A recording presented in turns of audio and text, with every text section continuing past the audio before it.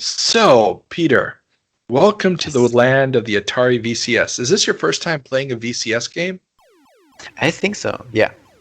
Yeah, I've never Wow. played a Okay. VCS game. So, what did you think of the VCS? Actually, it's pretty colorful. So I didn't expect that. I didn't expect it to run as smoothly as it did. So this was pretty surprising.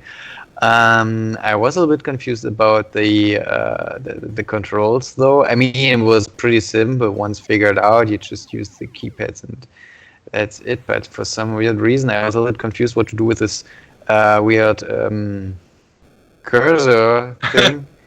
I expected to type something, to be honest, in the first couple of seconds, so I was confused. You can see that at the video, though, because this is actually the third attempt of me playing that thing because it crashed the 2 times earlier. So for me, it wasn't 7 minutes; it was basically 14. What did I say? 7 minutes? Gotcha. No, 14 minutes. Yeah. To be So fair, I had never played the 2600 version of Missile Command myself until right okay. before I sent you the files. I tested it out, and I also thought the cursor was to put in text, and I was like, "What the hell is going on here?" Because I was Thank you. familiar with the arcade version. We actually had it Oh, at the arcade I used to okay. work at. So And there's an arcade version of that. yeah, How well, did the cursor of the arcade version look like? it was a little, crosshair. You know, Across. Yeah, and this is actually what I expected. Some cross, so you actually know where you're aiming at. I mean, the cursor works fine. Um, yeah.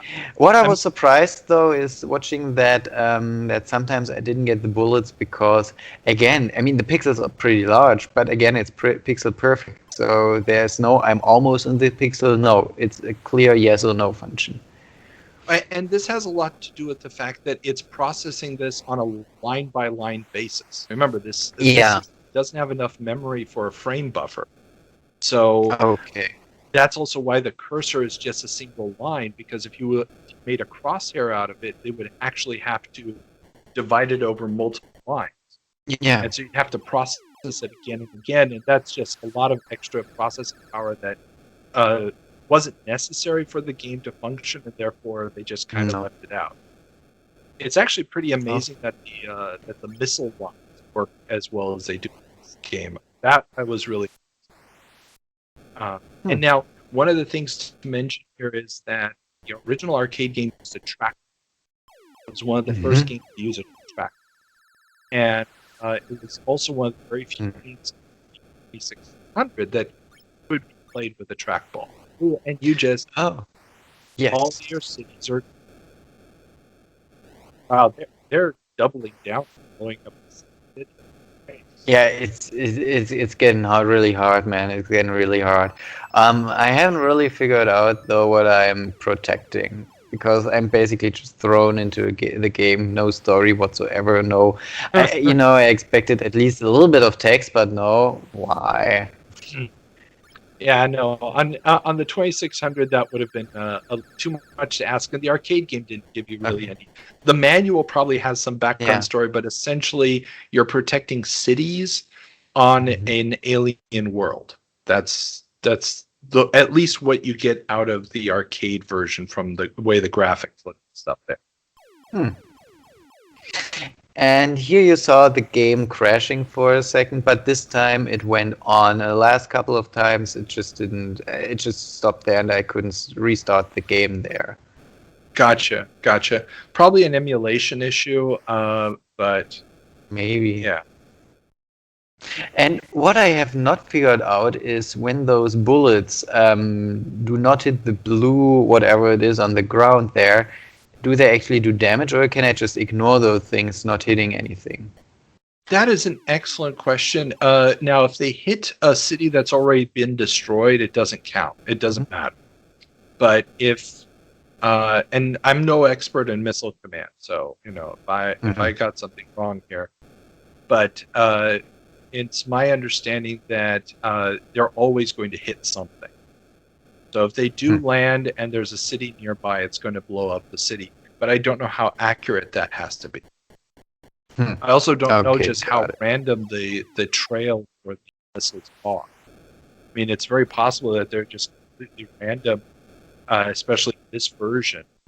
But I wouldn't be able to tell you. Now, the interesting thing from a historical standpoint for this game is that Missile Command, together with Space Invaders, were two games that really propelled the Atari 2600 to superstar. Because Missile Command was such a big hit in the arcade, and we talked a little bit about Missile Command coming out not too long before this game arrived. Okay. So this is really starting to close that time gap. And this game just basically takes off.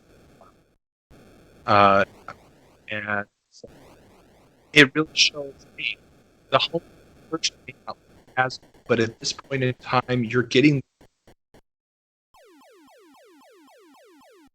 I don't know if I have this is that this is so you start getting this that's Oh man. yeah. So you actually get that's a, I don't see it happen here.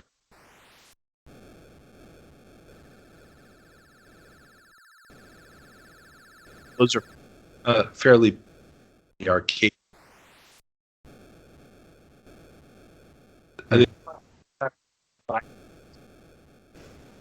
can't remember. So wasn't that is doing it.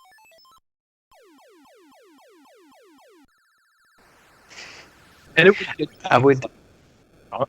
vendor and stuff. Yeah.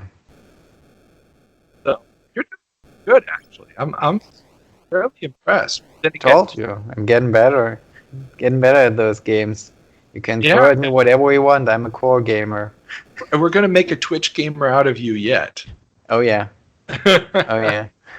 Okay, let's I get. already feel like go. streaming. So yeah, and those were the 7 minutes. I was at, well, for the people in my city, it was basically hell because although I was pretty good, in the end they all died. Well, you had 2 cities left here at the end, so you're not doing too bad. It's okay. It's okay. Okay, let's get back.